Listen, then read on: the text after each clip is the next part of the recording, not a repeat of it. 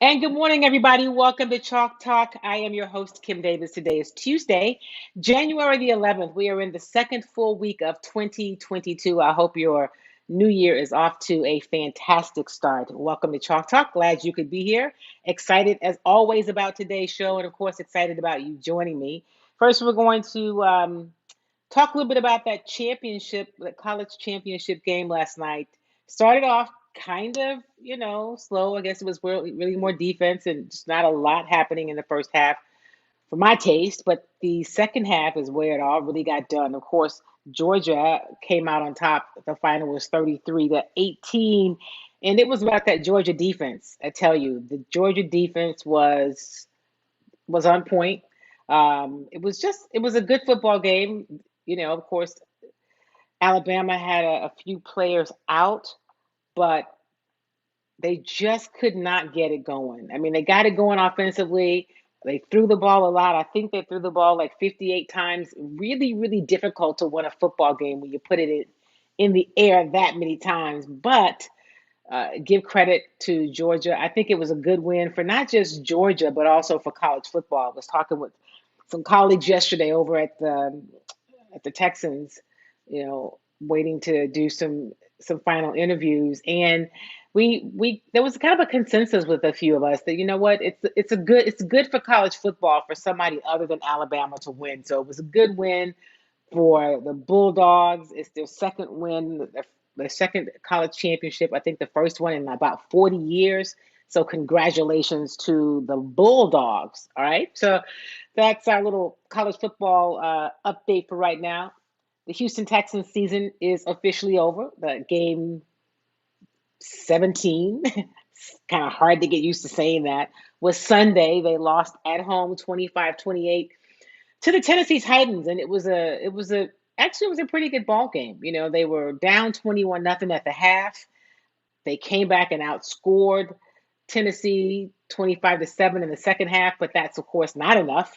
There were a couple of plays where that game could have gone a completely different way, but it did not. Tennessee won the game. They won the AFC South again and are the top seed in the AFC heading into the playoffs. As for the Houston Texans, the second half was there were some adjustments, there was some up tempo action, and it was really kind of it was a good way for. I mean, listen, there are no moral victories. You want W's, but it was if you are a Texan fan, there was a little bit some reason for optimism as you watch that game on Sunday. This team has a long way to go. I'm not trying to sugarcoat that at all.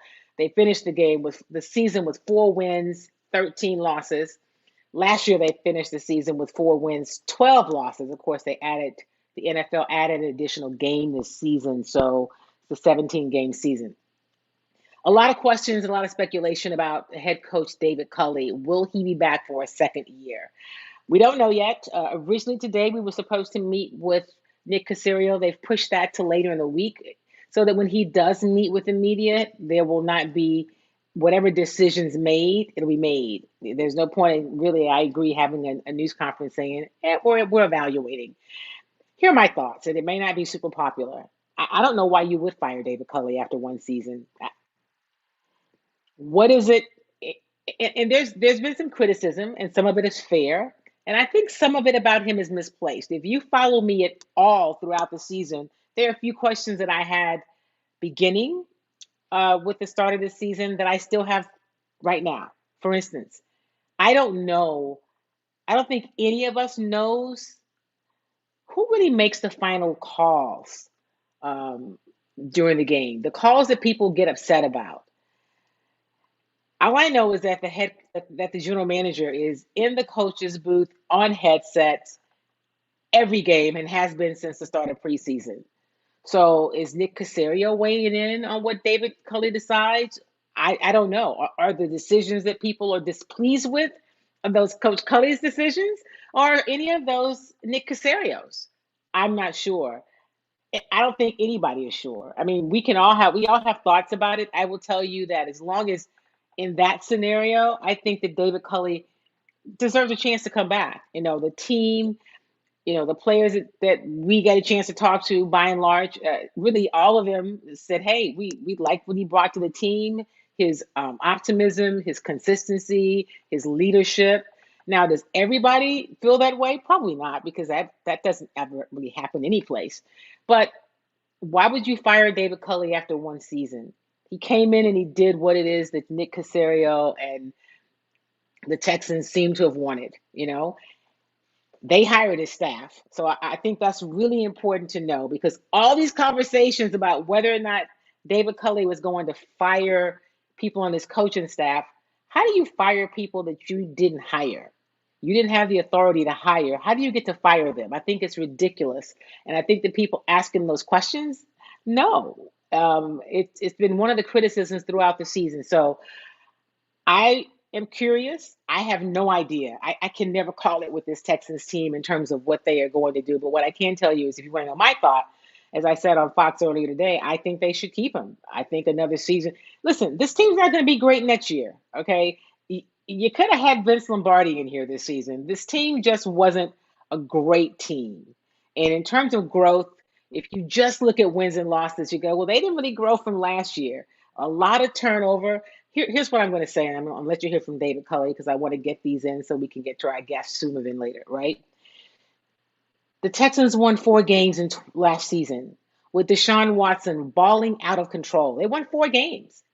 This year they won 4 games. Yep, they played one more, but they won 4 games with Davis Mills, a third-round pick out of Stanford, who had, 11 starts before he got to the NFL. He had 2 starts, and Tyrod Taylor, a journeyman quarterback who has been plagued by just some unfortunate injuries. That's who they had this year. Last year they had Deshaun Watson, who, after the season he had last year, and of course his body of work, but capping off last season, sitting out an entire year this year, and all that's going on, is still one of the most talked about and coveted quarterbacks in the league. His future's bright. He's super talented. They won 4 games. I'm going to leave it at that. But let me let you hear from David Culley. Yesterday, he visited with us and was asked, of course, about his future. He talked about exit interviews, and here is David Culley. How does it feel to wrap up your first season as head coach, and what do you take away from all these exit interviews you have today? Well, the exit interviews went well, Sarah, and basically what that is that's just to kind of, let each one of them individual. And I met with everybody, and when I say everybody, don't ask me about the one, but I know you did. I met with everybody, and we. We just talked about the season and what we expect of them during the off season, and kind of make sure that everything is set for the off season with them, and know that we're here, and any kind of issues or anything come up, we're always here for them, and just to let them know. And plus, I've talked to them too about how I was appreciative of the way they stayed the course with me all year long, with all the ups and downs that we went through. David, is there anything further that you can share with us about your future from what you told us different yesterday? As far as I know, I'm the head coach of the Texans right now, and moving forward with that. I also got a chance to ask David Culley about just really what he learned after this being a first-year head coach, what he, where he's grown, really what he learned about himself. And here's what he said. How come is it for you that there's questions about your status after your future after just 1 year? I don't even think about questions about my status, Mark. When you talk about, you've been around football a long time, what did you learn this year more about the game, being in this position, or about yourself? Well, the first thing is that I used to always make suggestions, and I had to make decisions right now, this time. And when I made those decisions, that decisions affected a whole bunch of people, and affected an entire football team. And I learned that before I made those decisions, or whatever they might have been, that I had to see the big picture. It wasn't about a particular guy, or it wasn't about a particular coach. It was about the football team. And that's the big thing as far as me making decisions, is being able to understand that every decision you make affects what happens with this football team. You say you talked about. And that was David Culley on yesterday. That demeanor that you saw from him yesterday is pretty much what he's had the entire season. He talked about growth, and he said, when you look at wins and losses, and a lot of the players said this too, obviously, you want to win more than 4 games. And they had opportunities, obviously, to win more than 4 games this season. If you're just really honest about what this team did and where they are, but you are what your record says you are. And so they're 4-13, and we'll find out hopefully in the next few days, if not sooner, the future of David Culley, and then what happens with this, um, with this coaching staff. So I will tell you that Pep Hamilton, the passing coordinator, the quarterbacks coach, who has been really credited with the growth of Davis Mills last year, was credited with the growth of Chargers quarterback Herbert. And the Panthers are asking for permission to talk to Pep Hamilton as a potential to interview for their offensive coordinator position. So, Pep Hamilton is respected and has done a great job, and all you hope is the best for him. You'd like to see him stay, but if he has a chance to be elevated, obviously you want to see him do that. I now want to go and bring in our guest for today. I'm super excited about having her join us. We're going to call her Kay. And so she is a personal trainer, but she's a whole lot more than that. She's written a book. I did a little bit of research about her background, and I'm gonna ask her just about her journey, what led her to writing the book. She went from being diagnosed with cancer and then years later being competing in a fitness competition. And so now she's really helping other people learn how to be healed from the inside out. That's the name of her book. So I'm glad to invite Kayako. Do I say it right, Kay? Is that how you say it? It's Keiko. Keiko. Dang it. Okay. Keiko, welcome to Chalk Talk. Thank you for joining me this morning. And I'm so glad to have you here. The first of the year, people often talk about, let's talk to personal trainers about getting in shape, right? But your story is so much more than just that New Year's rush. I want to go back to what led you to write the book, Heal from the Um, Inside Out. well, thank you so much for having me, Kim. I really appreciate you thinking of me. What led me to write the book was when I went through my journey with cancer. I promised God that I would share my journey because it was a journey and it was different. And I just wanted everybody to know that little secret that I found out. Well, it's not a secret because it's right there in the scriptures, but I wanted everybody to know what God shared with me that was detrimental to my being healed. And so I just felt it was like my duty to tell everybody, hey, did y'all see this in the Bible? This is really real because this is what healed me. So that's what really led me to write the book. So let's dive into that a little bit more. What is that thing that led you to it, and what does healed mean? Okay. So for me, healed, and that's why I said inside out, because God actually healed me from the inside out. He didn't go directly in and attack the problem of having cancer. So when I was diagnosed with cancer in 2006, I went to God for about 2 weeks. It was just me and God. I didn't tell anybody about the diagnosis. I was just baffled that I even had it. So one day I was coming out of my prayer closet and I was just, just getting ready to walk out. And I heard God say, you have hate in your heart.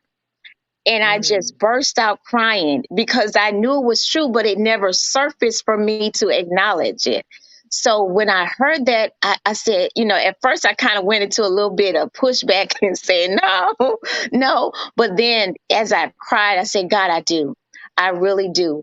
And if you help me to forgive because I needed to forgive to get rid of that hate. mhm. And I said, if you help me to forgive, I'll forgive. And I believe in my heart at that moment, God supernaturally put something on the inside of me to be able to release and just forgive. And if I tell you the journey from that moment was so smooth as far as getting into MD Anderson, I got in like 3 days before I couldn't have gotten in. The nurses and doctors were like, how did you get in here? People wait months to get in to MD Anderson. I was in like within a week or two. Without sharing the whole book, but I asked God that the stage that I was in was stage 4. So when I had when they gave me the treatments, I said, okay, God, I don't want to lose my hair. I don't want to lose weight and I don't want to miss any work. Okay, because you told me forgive, I forgave. And I did not lose any hair. I didn't miss a day of work. I didn't lose any weight. I could have lost some weight, but I didn't lose any weight. God just kept his promise. But as I began to really study what went on over the years, it just blew my mind how connected our spirits are to our bodies, how things going on the inside of us will manifest on the outside of us. So I think it's Thank you for sharing that with us. And listen, congratulations on, I don't know if that's the right Okay. word to say, but on just the journey and being healed. Were you Yeah. involved in fitness? What was your lifestyle like before you were diagnosed? No, I wasn't. I mean, I went to the gym. I did some aerobics. I had small kids at that time, and all my boys were involved in baseball. So I was just totally an active baseball mom. So I didn't have very much time to work out. So I wasn't. But what I did is I did enjoy working out. So I just told God when I'm healed, because I couldn't do very much at that time. I was weak. But I said, I'm going to take care of my body. And so I did. I did. I kept my promise, and I just started kind of going to the gym. And then I saw an old friend of mine, Felicia Sexton, and I saw her on Facebook, and I saw that she was doing bodybuilding. I'm like, oh, girl, you look good. So she invited me over. Long story short, talked me into doing a couple of competitions, and then started training. So, talking to Keiko, right? Hmm. Yes. I'm talking to Keiko Johnson. She's a personal trainer, but she's also an author. She motivates people. When people come to you, especially to start a new year and say, "Okay, you know what? This is it. I want to get to it." What are the kinds of things you tell them? And specifically, I think you work with a lot of women and probably women Yeah. who are a little older, maybe just starting this Hmm. journey. What do you say to Hmm. them? Well, I ask them, what do you want? What are you looking for? And usually they'll go into, I want to lose a little weight here. I want to be stronger. And then I say, well, what are you willing to put into it? What do you want? What are you going to do? And then I can assist you with what you are doing. And so basically we go from there. And then the very next thing I talk about is my favorite thing is food. Right, right. That's the very first, because we work out really hard. All the ladies here, they work out. We can work out for 2 hours and then go mess it up with eating a cookie. So we really have to monitor. I talk about food all the time. I talk about detoxing your body. I talk about cleansing. So I really talk about what's going on the inside. Talk about that a little bit more. How important is detoxing and cleansing? I don't know if people really understand the value of that. Yeah. For me, I started detoxing after I was done with my cancer treatment because chemo stays in your body for a long time. So I wanted to make sure that my body stayed clean all the time. So I started detoxing twice a year. And so the reason we do that is so that our bodies can operate at optimal level. So I mean, we live in a toxic world. The food we eat is toxic. The air we breathe is toxic. And then our emotions are toxic. I talk about that too, because when you detox, it gives you a break from food. Your digestive system gets a chance to rest. And then because you're not eating your favorite food, you start feeling some kind of way and you start thinking, and you can spend some time with yourself, and your emotions start detoxing as well. So detoxing is totally like number one on my list. Cleansing is a little different. Cleansing, what it does, it just allows your digestive tract to get clean.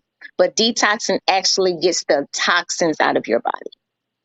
Talking with Keiko, who is a personal trainer, and I'll put her information on the screen as well. You can reach her if you're looking for somebody to help you figure out how to move forward. What do you say to people who are like, you know what, I have too far to go, or I've been living my whole life this way. I'm 50, I'm 60, or whatever. Is it too late to start, or can you always make a change? Always make a change. You change. You woke up.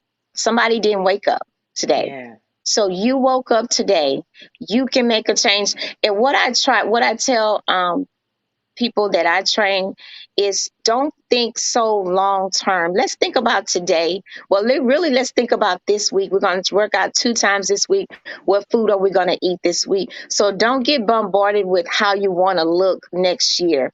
Let's talk about today, about this week. Let's enjoy the moment. Enjoy the moment. What So are I some of the successes that you've seen from people who have um, started this journey with you? And especially, I'm really curious about people who've never really had a fit lifestyle before. Well, and Glenda's probably going to kill me, but Glenda was my first client over at my North location. And Glenda came in like so timid, she was nervous. Actually, we went to high school together. And so we reconnected, years later down the road, but she had gone through a cancer bout. And so she was coming in to get stronger, to lose weight. But Glenda did more than just get stronger and lose weight. Glenda found uh, the new Glenda. So it gave her confidence. It gave her something to look forward to. It gave her, her kids were grown, so it gave her something to do for herself. And so that's kind of like the one of the success stories that I really really love is that when people come in and they really find themselves again. Women, when we lose weight and we put on that dress and some shoes and perfume, we just feel like a whole new woman. And that's the smiles that we really like to see. When you talk about healing from the inside out, and holding on to stuff, I'm thinking about, I was leaving a workout last night, and I sometimes have some challenges with my lower back, actually more my sacrum. So there was one of the teachers there who is trained in kinesiology and is a massage therapist, and I was like, I pulled something lifting a weight one day. I thought it was my lower abdomen. It turns out it's not. She goes, actually, it's just your hip flexor. So she's talking me through it, and she said, actually, um, we carry trauma in certain places in our body. And Yep. sometimes that's how it shows up. And I know that we carry a lot of that in our hips, Yep. and in our lower body. I said, you know what? It's interesting when you learn that Mhm. sometimes things do show up physically, and then there's Mhm. ways that we can work through it. So I'll go get a massage, but just kind of knowing that or being reminded also made me think about at certain points in our stages in our life, there are certain kinds of exercises we should do, right? Mhm. Women in their 40s and 50s and 60s should be doing things differently from earlier. Yes. Yes. What do you recommend for women in their 40s, 50s, 60s, the kinds of workouts? Stretching, stretching, because even especially if you work out, we tend to get so tight. I carry all of my stress in my shoulders. And so I find myself getting a headache after I work out because I've worked my shoulders, but that's where all my stress is. So we need to learn or take the time to get massages and just stretches. I go to a stretch person who actually does my stretches, but we do stretches after we work out as well.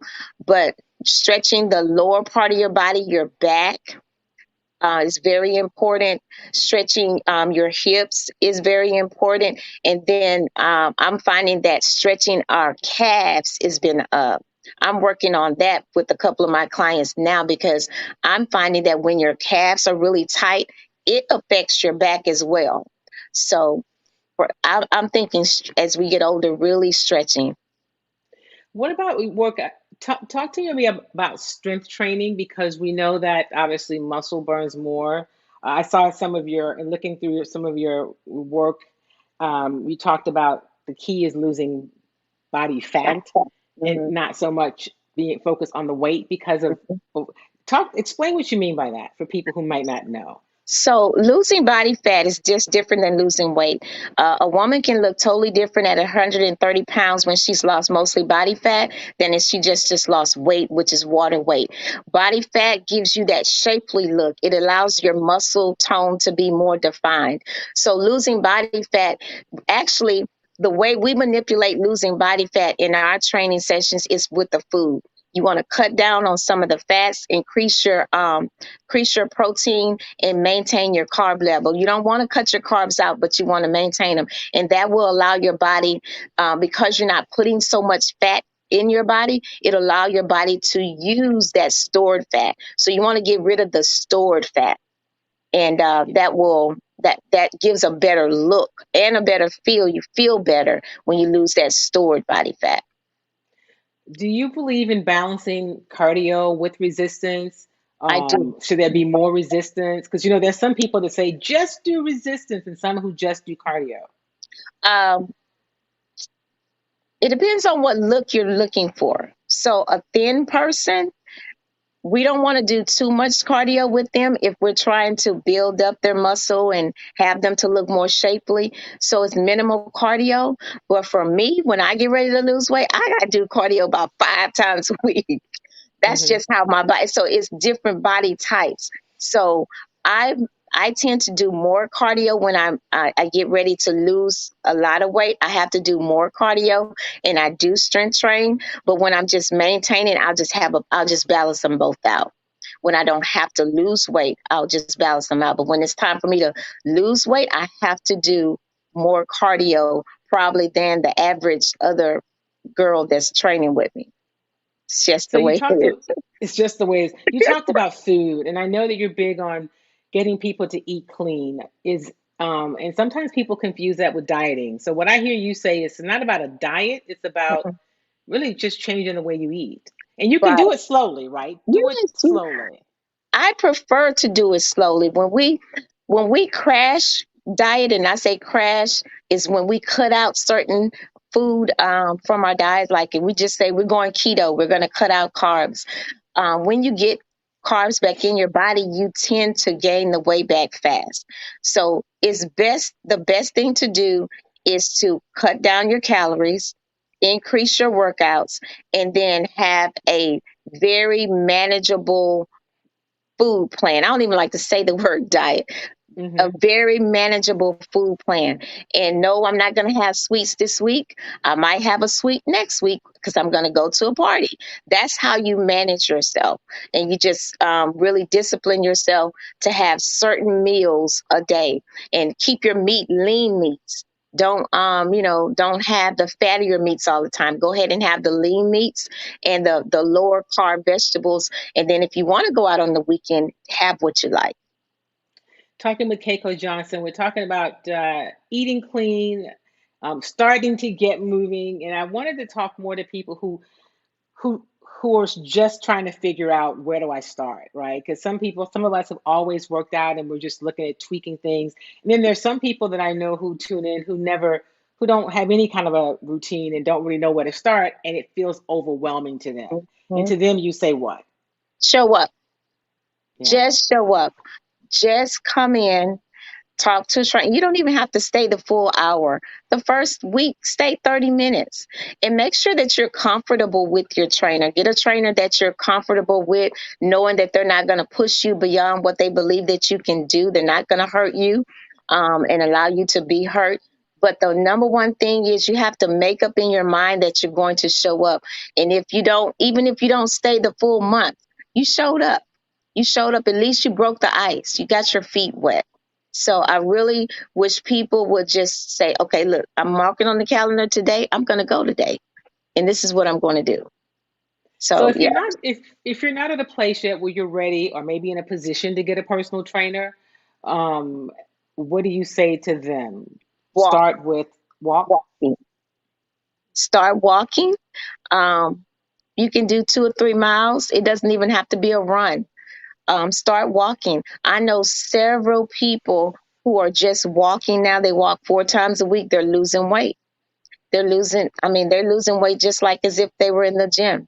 And then, on have a backup plan for when there's bad weather. Maybe you have a treadmill or something in your house. Maybe your friend has something in their community, but always have a backup plan if you have bad weather because, it's easy to, get off track. Say, well, I'm not going because it's raining. The next day, I'm not going because it's cold. No, you need to have somewhere that you can go when it's raining and when it's cold.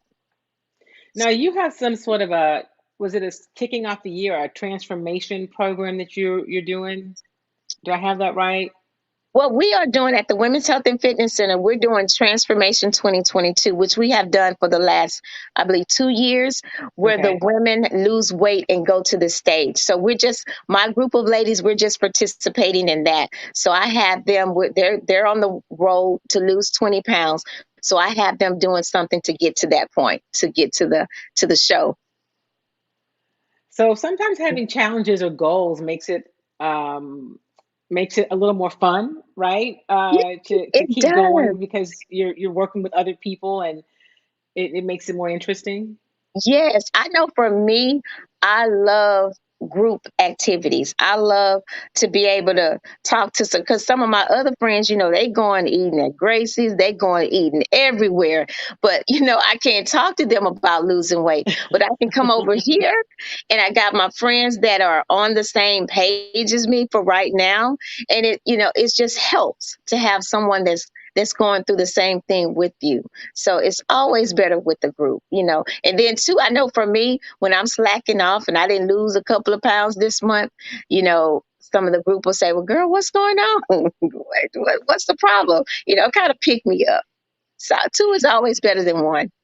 How important is that to make sure that you are surrounded by people who are are supporting what you do, are doing some of the same things? Because it's easy to get off track. It is.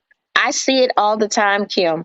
I see women who have come and done a phenomenal job losing weight and look great, feel great, and then they fall off and they get back around people that's not on the same path, or family. I know my family, they're not as into fitness as I am, so they kind of get off track, and then they go all the way back. And a lot of times we get ashamed to come back and say, hey, I need to jump back on the bandwagon. But don't let that happen. You get back in there anyway. Everybody messes up. Everybody falls off. So it's What is very important. what is the thing that if you had to say, this is the thing that I really want people to take away from the journey, what I learned, what I talk about in my book, what is that? What's that thing that you would like people to know or do? I think people need to examine, first of all, most of the time, I know for women and for me, if if my body is out of control with Hmm. gaining a lot of weight, there's something going on. So I need to face what's going on in my life. If I've all of a sudden gained a lot of weight or I'm not taking care of myself, I need to examine what's going on. I need to sit down, write it out, talk to a friend, talk to whoever, find out what's going on, and then address that, and then get moving to feel better. Make sure I'm eating right. I'm not eating a lot of junk food, because eating junk food makes you feel worse. You come up on a high, then you fall down. So I would say the most important thing for me to tell someone is examine yourselves. And that's not just how the doctor tells us to, as women, to examine our breast. Well, examine yourselves. There may be something going on that needs to be diagnosed and taken care of. And also probably to encourage people to give themselves some grace, right? As you Absolutely. make decisions to make some Absolutely. changes, to make those changes, maybe you make them moderately, but to give yourself grace, but to not give Yeah. up on yourself. Yes. And I am with the young girls. I don't train very many young women, but every time I see one and I have a chance to encourage them, because they have so much, I guess the word is competition, or they have so much that they see that they think is real, is not real, is fake. Love who you are. Yeah. Love, perfect what you have. If you don't have a big big rump, we can work on it to get it, rounder or whatever. You don't have to go buy one. You don't have to make yourself look like anybody else. Give yourself grace. Give yourself love yourself. So yeah, women, we need to be kind to ourselves. When did you decide to do you do this fitness training work pretty much full time now? Yes, I've been full time for 2 years. Yeah, it's totally different.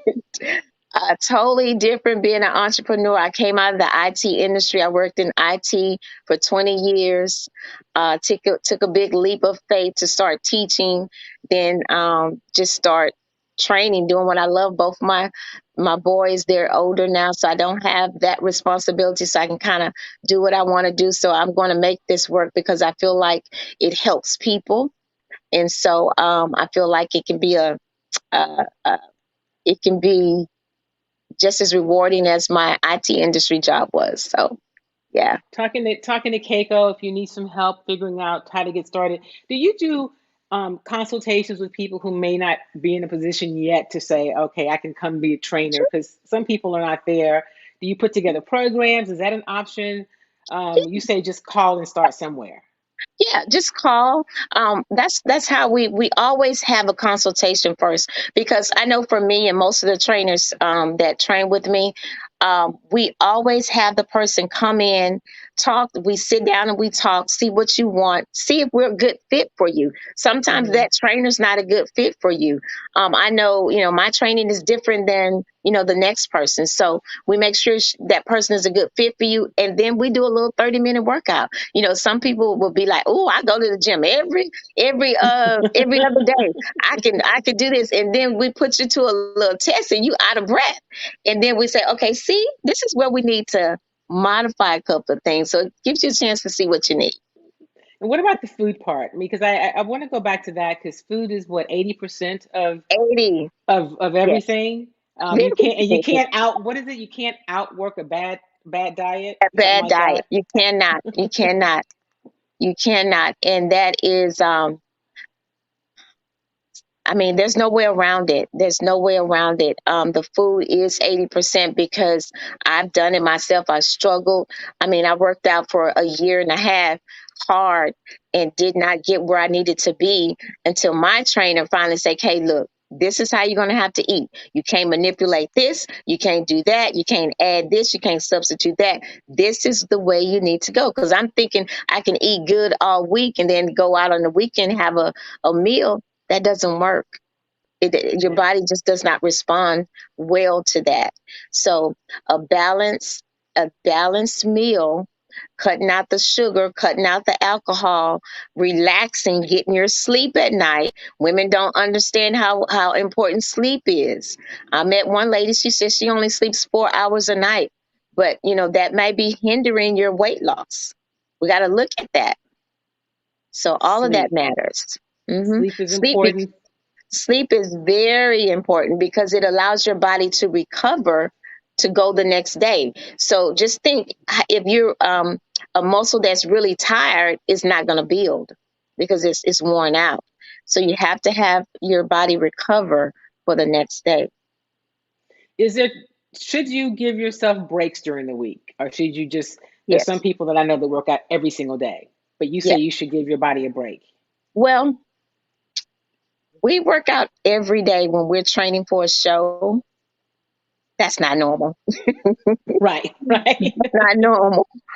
You should give your body a rest. I say maybe every other day so you can work out. Just an example, on Monday, Wednesday, Thursday, and maybe Saturday, something like that. That's a good training schedule. And then you don't do the same things on those days. You mix it up. You mix up the body parts. But working out every day, there is such a thing as being overworked. The same thing, your body won't respond because it's overworked. So all of that has to be monitored. It's Keiko all a Johnson, little formula. how has the book, how has your book been received, and do you find that it's helping people heal from the inside out? I find that it's really um I want to say, but I'm not going to say. I find people come to me about the forgiveness part the most Mm, because people didn't understand how I actually how the spirit, because there's a scripture that I put in every book that I give to someone, and it's hmm. Mark 11:25 through 26. It says, when you're praying and you stand praying, forgive so that I can forgive you and so that you can be healed. And so people have just read over that for years. But when God told me that I needed to forgive, and then I went and saw that scripture, I understood. So because it's a supernatural thing, it's not really understood, but it's true. So that's the point that most people get out of the book when they get it. Heal from the inside out. You can get it. I saw it on Amazon. I'm going to check it out. Keiko Johnson, thank you for, you're early riser like me, because you texted me this morning. I'm like, oh, great. Look, But I thank actually you. held the text. It was at 4. I said, well, I'm not going to text her this early. Let me wait. Let me wait. It texted a little later, so I was still hoping it wasn't too early. I No, apologize. it's fine. I'm an early riser anyway. I usually work out early in the morning. I had to do TV Good. today, so I didn't. I'll have to get it in later. But thank you for joining us. I'll put a Thank website up. you. People can reach out to you. Continued success and heal from the inside out. I think that forgiveness piece is big because when we hear about stuff that we have going on, we can hold on to it and it shows up in our bodies. But Right. the you've been able to share the story about the forgiveness and then how you saw that really manifest with your journey to recover from cancer is, I think, makes it really easy for people to understand. Thank you so much for having me. Thank you, guys.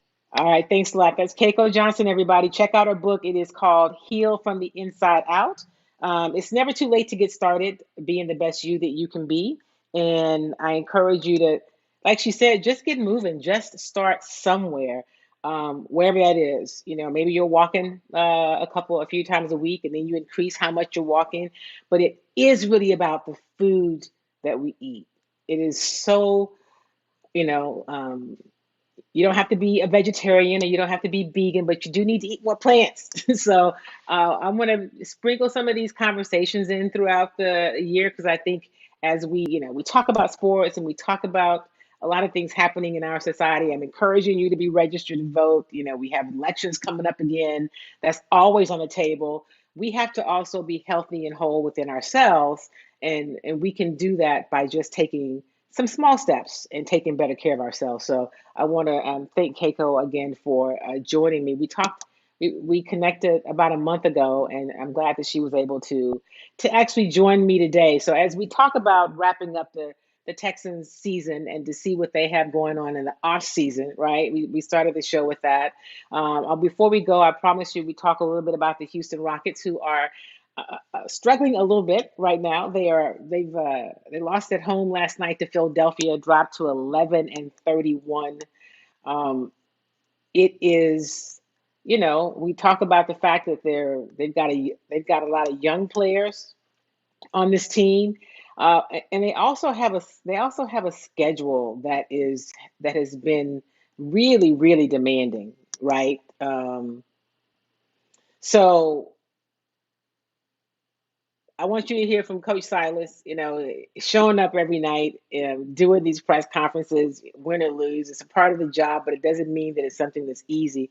So he talks about this is him last night after the Rockets lost at home to the It didn't 76ers. seem to me that we had much juice tonight as a group. We didn't have much pop. That probably had a lot to do with last night, but it was a back-to-back. We got to play. Even though Embiid got rolling early, later, did you feel like the double teams were doing what you wanted and that the lineup was working as you hoped? Yeah, we were getting the ball out of his hands, making other guys make plays. Tice did an admirable job against them, especially in the second half. But it was too little, too late. With a team this young, who do you turn to when you need more energy, you need more pop? Because you would assume that guys at this youth level would happen. Yeah, I mean, that's not a safe assumption in an 82-game season when, they say the rookie wall or whatever, and we're going through struggles for sure. But, those bench guys are the guys who usually bring the energy and bring the pop that we need. And, KJ usually does it. Josh Christopher usually does it. Nwaba usually does it. Guys like that. So that's Rockets head coach Stephen Silas. They have now lost the 8 straight at home after winning 6 in a row at home before, and then of course Philadelphia has matched their longest winning streak of the season, and have extended their streak to 7 games after losing 4 of their previous 5. So Philadelphia held Houston to only 91 points. I mean, Philly has been playing some pretty good defense. They've been holding opponents below 100 points in several of their recent games. But one of the places that Houston has struggled is in the paint. Last night, Philly outscored Houston 56-28 in points in the paint. So that's the Rockets' lowest total of points in the paint this season, really. And so that's an area where they obviously have some concern. Last night, Jalen Green had 14 points and 6 of 12 shooting.